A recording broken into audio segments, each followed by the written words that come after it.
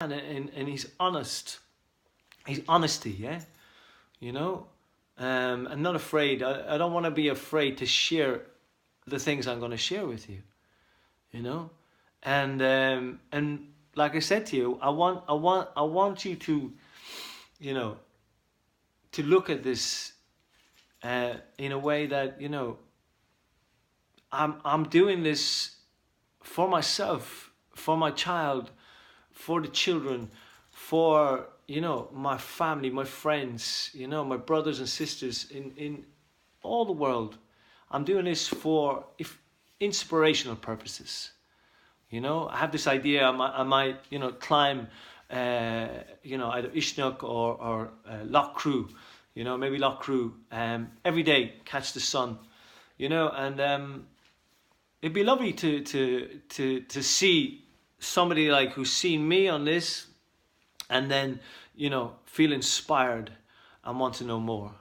So, you know, I'm going to document this um, every day, and spit my you know, my kind of feeling, you know, my mind, my whatever comes up, you know.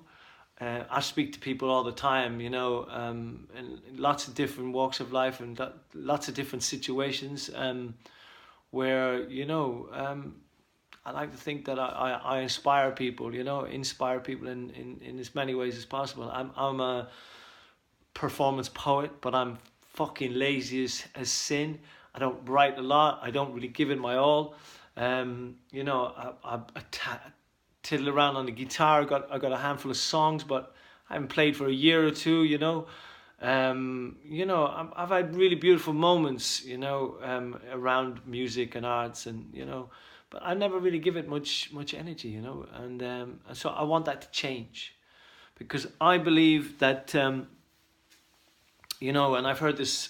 Probably, I am regurgitating this. It's all about ecology and art, and so you know, I really don't even know what ecology is, what it covers, you know. But to me, ecology is you know, it's everything that's natural, you know, and you know, and art. You know, art is a great way, great gift, a great vehicle for getting things across to people, you know, through, because I do believe that's the only way we can change anything, is through inspiration. You know, lead by example. That's the truth of a true leader. Somebody who leads by example, not somebody who like say, "Oh, follow me." You know, I don't want nobody following me. I'm gonna lay down what I'm doing, and if you can take something from that, because that's all I'm doing. I've just taken all these little bits and pieces, you know, over time. You know, from whoever, Bruce Lipton, you know, The Biology of Belief, beautiful man, you know, really beautiful. The very first talk, you know, wow, you know, I've listened to Krishnamurti, you know, I like Terence McKenna, you know, I like magic mushrooms, you know, what can I say? They've been scientifically proven that they're, you know, a natural antidepressant, you know, and at times, like, you know, I do the work, I do, you know. I put myself in situations where, you know, you think, fuck, he's a nutcase, he's crazy, you know, because I wanna confront myself, you know, and I think that's the biggest problem today, is nobody wants to confront themselves, because it's hard, especially when you wake up to live in a lie, or, you know, fuck, what have I been doing all this time? You know, how have I been unable to break out of this box, you know, this cage, or, you know, this path that I'm walking, you know. So, you know, I want to be, you know, sharing, you know, my story. And this is thanks to a lot of people who, you know, appreciate me, and have said to me, you know, you should do something, you should do a podcast, or you should do, you know, you should be on TED Talks, or, you know, you should share your experiences with people, you know. So, you know, there's going to be a before and an after, because there's been, you know, this fucking scumbag mess, you know, like absolute disgrace, despicable creature, which is me at times.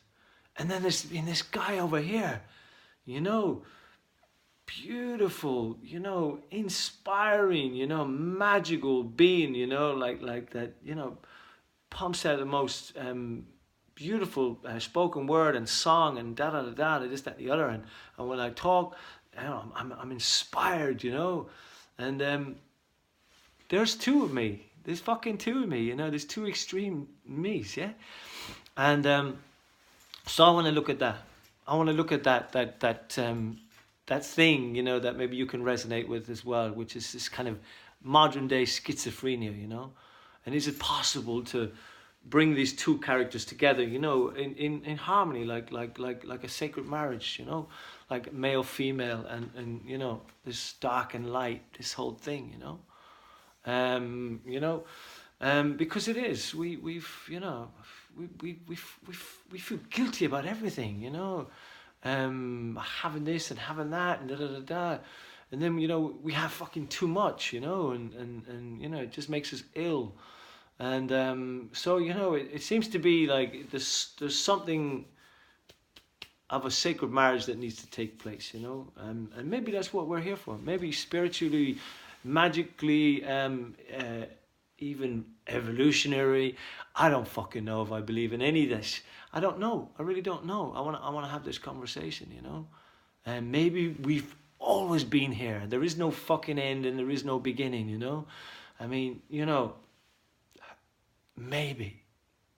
So I have this dream in myself that maybe as a, like the tooth of the Dandelion or something like that, this magical race that came to Ireland that disappeared. Maybe the Mayan that disappeared. I mean, it's debatable, like not all the Mayas disappeared, but like, you know, these peoples, maybe they passed over. Maybe they got to such a degree of understanding that they just changed the fucking dial and went poof and walked through a portal, you know, into another dimension. Yeah, maybe we can create this other dimension. You know, maybe this is where we're at, but we've got to have these keys, you know, which are you know, pure heart, and you know, maybe these things, you know, we have to be living them. You know, maybe a certain amount of people, you know, can you know, like the 100 monkeys, you know, change that frequency in mass. If a certain amount of people get to that mass, for everybody, you know, maybe we're on a big fucking mothership that, you know, once we get to a you know, a certain frequency, yeah, that we just put some wings on and off into another fucking dimension or solar system, or, you know, who knows.